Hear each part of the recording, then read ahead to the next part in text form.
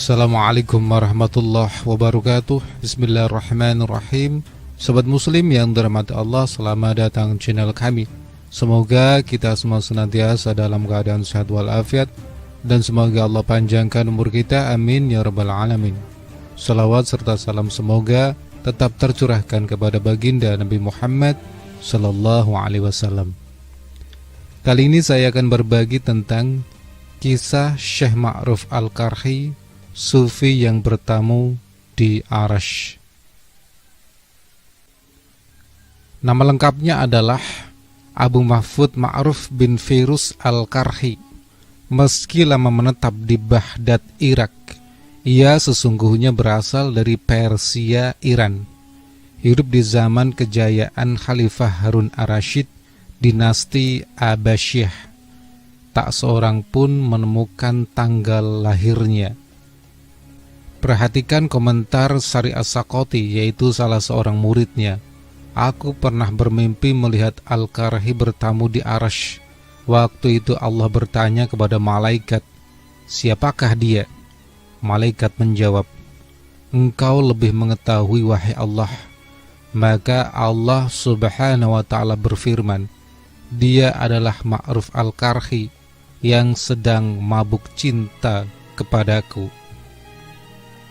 Menurut Fariduddin Al-Attar, salah seorang sufi, di dalam kitab Tadhkiratul Auliya, orang tua Ma'ruf adalah seorang penganut Nasrani. Pada suatu hari guru sekolahnya berkata, Tuhan adalah yang ketiga dan yang bertiga. Tapi Syekh Ma'ruf membantah, tidak, Tuhan itu Allah yang Esa. Mendengar jawaban itu, sang guru memukulnya, tapi Syekh Ma'ruf tetap dengan pendiriannya. Ketika dipukuli habis-habisan oleh gurunya, Ma'ruf melarikan diri. Karena tak seorang pun mengetahui kemana ia pergi, orang tua Syekh Ma'ruf berkata, asalkan ia mau pulang, agama apapun yang dianutnya akan kami anut pula. Ternyata Syekh Ma'ruf menghadap Ali bin Musa bin Reza, yaitu seorang ulama yang membimbingnya dalam Islam. Tak beberapa lama Syekh Ma'ruf pun pulang. Ia mengetuk pintu rumah. Siapakah itu? Tanya orang tuanya. Ma'ruf, jawabnya.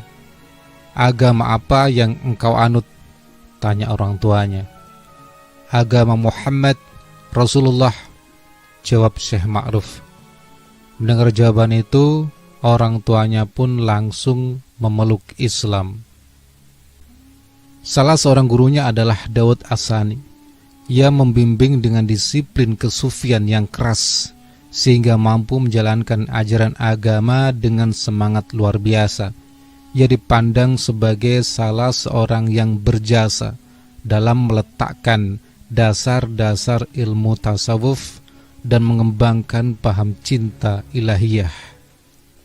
Menurut Syekh Ma'ruf, rasa cinta kepada Allah tidak dapat timbul melalui belajar, melainkan semata-mata karena karunia Allah.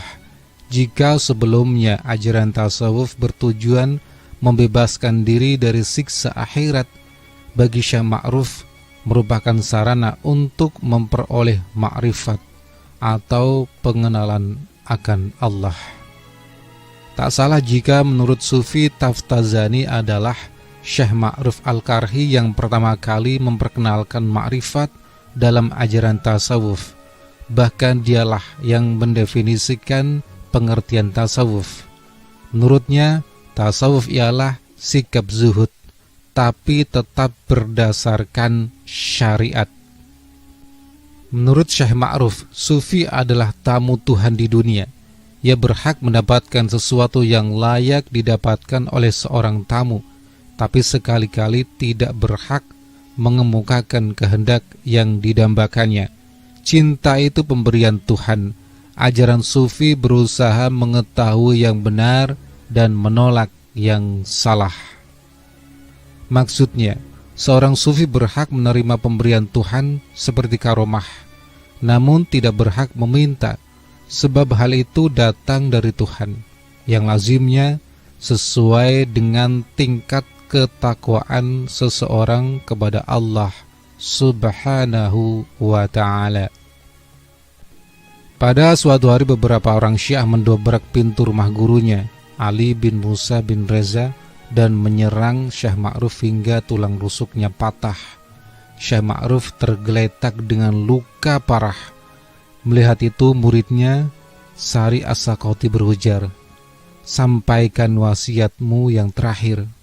Maka Syekh Ma'ruf pun berwasiat, "Apabila aku mati, lepaskanlah pakaianku dan sedekahkanlah. Aku ingin meninggalkan dunia ini dalam keadaan telanjang, seperti ketika dilahirkan dari rahim ibuku." Ketika Syekh Ma'ruf wafat, banyak orang dari berbagai golongan datang bertakziah, Islam, Nasrani, Yahudi.